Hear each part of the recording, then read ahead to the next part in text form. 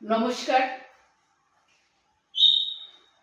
আপনারা সবাই জানেন যে আজকে ভারতবর্ষের প্রধানমন্ত্রী তিনি আরামবাগে জনসভা করতে আসছেন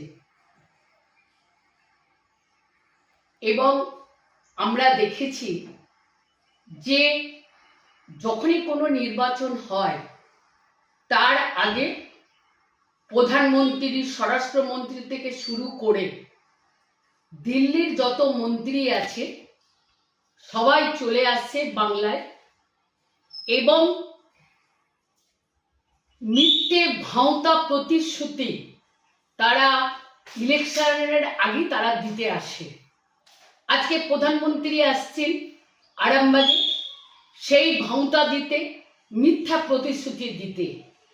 তার কারণ হচ্ছে সারা ভারতবর্ষের মানুষ দেখেছেন 2014 নির্বাচনের আগে তিনি অনেক বড় বড় প্রতিশ্রুতি দিয়েছিলেন। তিনি বলেছিলেন যে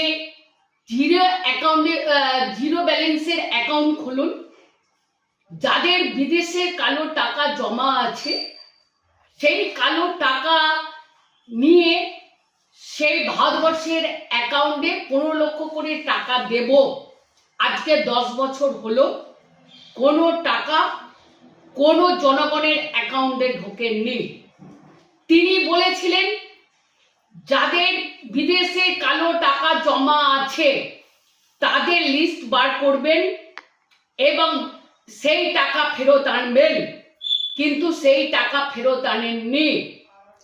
এবং সর্বপ্রথম তিনি বলেছিলেন যে আমি যদি প্রধানমন্ত্রীর চেয়ারে বসি তাহলে আমি ভারতবর্ষের সম্পদ পাহারা দেব, আমি একজন চৌকিদার হিসাবে ভারতবর্ষে কাজ করব।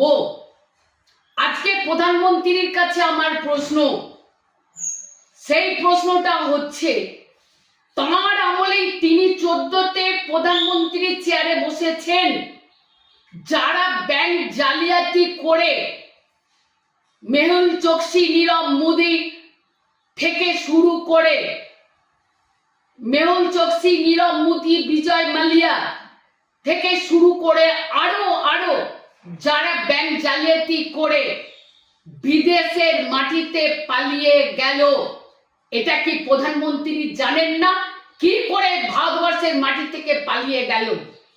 এবং আরো অনেকে আছে যারা এই ভারতবর্ষে ব্যাংক জালিয়াতি করেছে এবং তারাও এই ভারতবর্ষের মাটিতে আছে।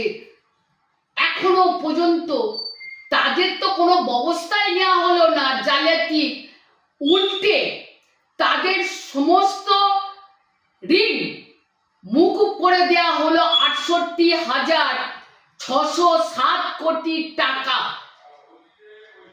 50টা সংস্থার ঋণ মকুব করে দেওয়া হলো। কেন করে দেওয়া হলো? কৃষকেরা ভারতবর্ষে আত্মহত্যা করছে, কৃষকেরা ভারতবর্ষে আন্দোলন করছে। কৃষকদের আন্দোলন করতে গেলে সেই আন্দোলনে গুলি চলে, সেই আন্দোলনের উপর গাড়ি চালিয়ে দেওয়া হয়, গাড়ি চালিয়ে তাদেরকে মারা হয়। আজকে কৃষকদের উপর অত্যাচার হচ্ছে। সর্বশেষ আমি বলতে চাই, আমি বাংলায় বাস করি, বাংলার একজন জনপ্রতিনিধি। আজকে বলুন তো, উত্তরপ্রদেশে আমি মোদিজিকে প্রশ্ন করতে চাই, ভারতবর্ষের প্রধানমন্ত্রীর কাছে, উত্তরপ্রদেশে 4 লক্ষ ভুয়ো জব কার্ড আছে, মধ্যপ্রদেশে ভুয়ো জব কার্ড আছে, আজকে গুজরাটে ভুয়ো জব কার্ড আছে। তাহলে সব থেকে বেশি জব কার্ড ভুয়ো আছে উত্তরপ্রদেশে, যোগী রাজ্যে। তাহলে কেন বাংলার যারা কাজ করেছিল তাদের এই কাজের টাকা কেন বন্ধ হলো? কেন তাদের হকের টাকা বন্ধ?